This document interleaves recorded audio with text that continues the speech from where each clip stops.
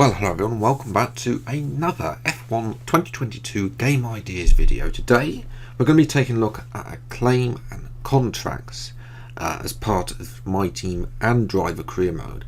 If you missed the previous episode uploaded last week or any of the series, then I recommend go and check the playlist out. I'll try and remember to leave an I thing in the top right corner, and of course subscribe if you are new to the channel to see plenty more F1 2022 game ideas as well. If you have got a idea of your own that I haven't yet covered, then let me know in the comments below. Still got after this we've still got 4 episodes left, although the next episode will be in 2 weeks time because Forza Horizon 5 is coming to the channel next week as a sporadic series. But anyway, let's get into this. Number 1. Now this is a little bit of an interesting one. Renew/sign contracts for a specific period. Now I don't like the fact that you sign a contract for half a season or a full season if you do a 10 race season. I don't like that. Now it used to be on F1 2019 that you would sign a contract for every 4 races, and I didn't like that either. So I think we need, in the corporate tab, we need an additional column, and we need contract length. And if they don't renew, if the team could renew the contract again, there's some. This has been partly influenced from FIFA, because FIFA used to be, those who remember old FIFAs, when somebody would retire, be out of contract, then they would just be free agent once their contract was up. However, I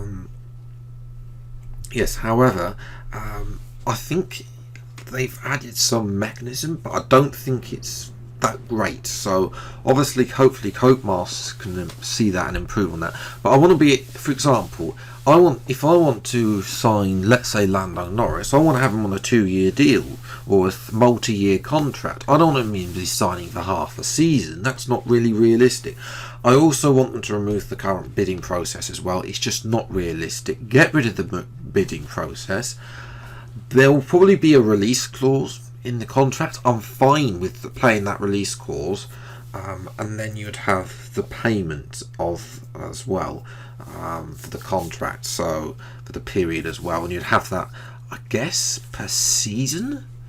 I think that's per season how much the drivers get paid, or Pacific per month, whatever Codemasters decide to go with. But that would be a little bit more realistic, and that make the contracts a little bit more meaningful as well. Especially if you got a driver who would ask for a contract extension as well.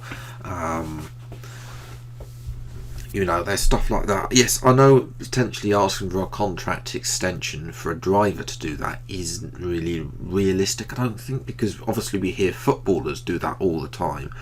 But it's nice to have that My Team mechanic. In driver career mode, it would be nice to be able to ask the team to sign for a specific period. If I want to sign for a season, then let me sign for a season. If I want to sign for 2 years, then let me sign a season.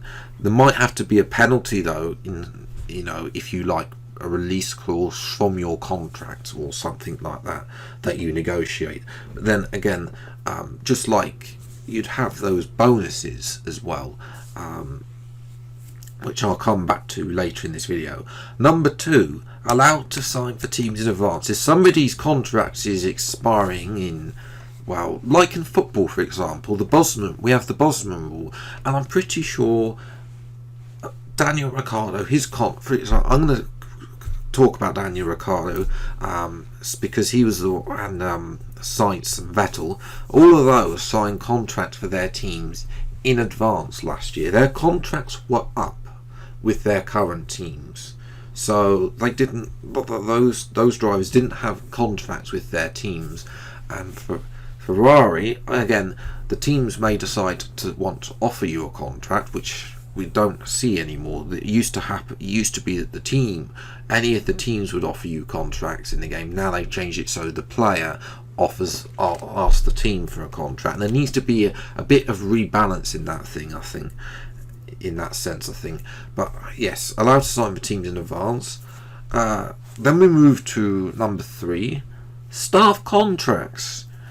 We don't see any monetary side whatsoever to pay for Jeff, for the R&D guy, for Emma, although she doesn't do much in my team, but she could be repurposed as your PR agent, PR person as well. That's just something to think about for my team. And then also you've got to pay all your pit crew, the HQ people that do the upgrades, the engineers, etc., etc. None of that is being factored into into the earnings at all. So that is a must. It has to be introduced. Number 4, pay drivers.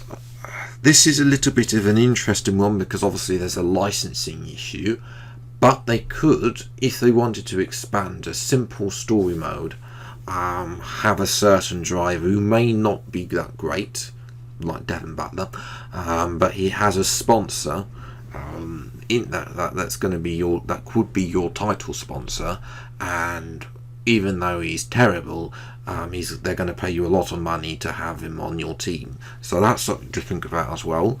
Junior driver program as well, number 6.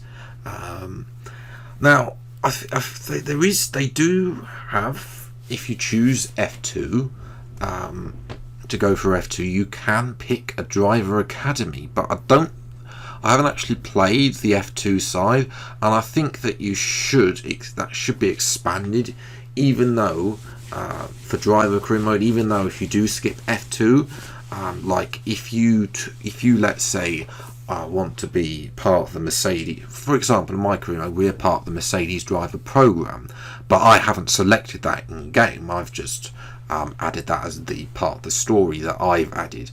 I'd love to be able to say, well, this is what the game is doing, and let the game take a little bit more of the story line that instead of me adding to the story instead. So that's, I think, just expanding that on for driver career mode, and then also having the option to add it in my team, for example, having your own junior driver program. I mean, who wouldn't want Oscar Piastri on your junior driver program? And also there's that, and then this for my team also adds the option of having your own junior team in F2, and then potentially also that adds into the money side of stuff, and then also reserve drivers, because I mean, they could be your junior driver in F2. He's also your reserve driver, for example, as well. So there's lots of stuff about that they should really be adding to the game to make the management side of my team more, because the management side is pretty much, it's just, yes, I know it's a racing game, but adding these stuff added to the longevity of the game. Otherwise you're just driving a career mode, and it does get quite boring sometimes as well. Number 6, I think we all know about this one. Better and increased driver transfers, especially in later seasons as well. Like, I don't want to see a Mercedes team basically appointing an F2 driver. I haven't seen, now this is based on F1 2020, obviously I don't think any YouTuber has really got to that sort of era like season 6 or 7, but yes, next one, contract, as I said, contract clauses and bonuses. Now obviously we don't see a lot of bonuses, but there isn't any. As I was saying earlier in the video, it would be nice to have that, obviously, including that you still have that release clause if you want to buy someone out of their current contract, although obviously if that person's going to be a free agent, then they can obviously decide to reject, well, either from your team, or you can offer to sign them from another team, for example, without paying the contract release clause. Bonuses as well, for example, if they get to it gives them something to target, and also maybe add into the focus stat potentially, as well. And in driver career mode, what we should have is the driver status contracts return. What I mean by that is, for example, you are either given second driver, first driver, and that also could potentially, I think I remember rightly, also can have an effect on R&D points in the older games, because that was in the older F1 games like F1 2017. I'd add equals driver status contracts as well. So yes, there's a lot of stuff that can be added with that as well. Number 8, team orders. Yes, team orders. Now, this can apply both ways, I think. We've seen it only in the story mode in F1 2019, and that's it, pretty much. It would be nice in my team if you had a button, ask teammate to move out the way.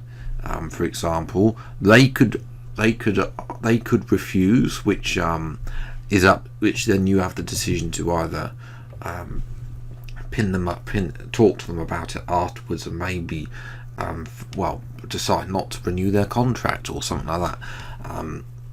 Or they could decide to be a good teammate and let you pass.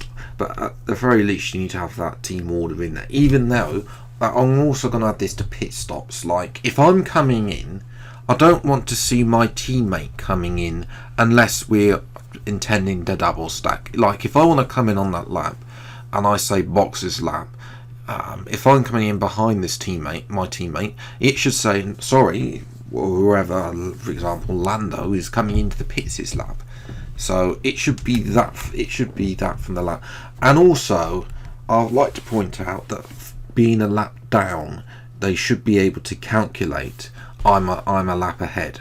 And I'm talking about what happened with Carlos Sainz earlier in my team career mode as well, because he was a lap down, but we were coming in potentially on the same lap, even though it was a different lap for us as well.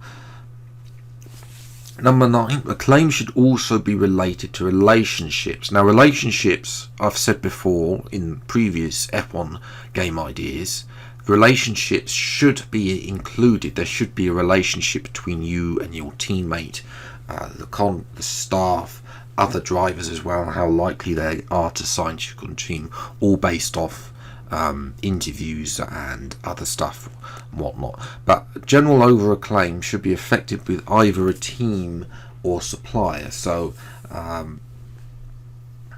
yes, Acclaim should also be affected by relationships as well. So if you have a bad relationship and you're viewed badly by the public, then your Acclaim's going to dip, isn't it? Again, they should add that social media stuff from Breaking Point, because just having that in the game is a game changer, really. And they should have that for driver career mode and my team as well. And the final one, driver relationships as well. You have the option to, as I say, release clause. I don't know if every driver would have a release clause though in their contract. So you could potentially block a move to a team if the relationship is bad, if you don't want them to go. Or potentially if they don't want to sign a contract as well. If they don't want to sign a contract extension, they're going to leave as a free agent as well, which means you don't get to cash in on them, basically their release clause or stuff like that as well. Relationship between you and your teammate is extremely important, especially also. I'd like this to expand it for driver career mode. Because obviously if you're not getting on with your teammate, if you're having an on-track battle or you've had contact with your teammate, then obviously the press are going to ask you about that, and if you give them an angry answer, then that relationship's going to deteriorate, isn't it? And they're going to say, look, I don't want to be driving for your team, while you are my teammate, basically. Stuff like that.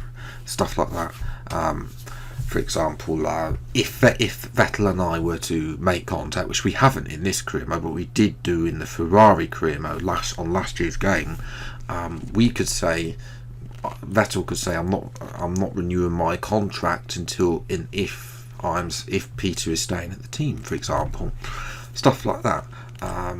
would be interesting. It'll be interesting to see how the team resolves that as well.